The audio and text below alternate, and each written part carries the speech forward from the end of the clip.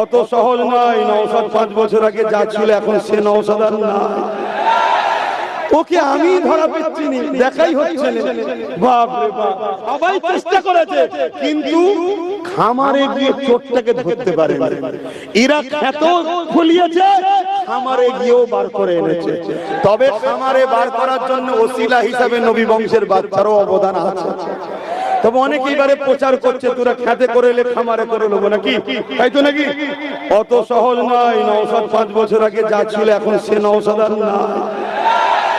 ওকে আমি ধরা পেচ্ছি নি, দেখাই হচ্ছে না।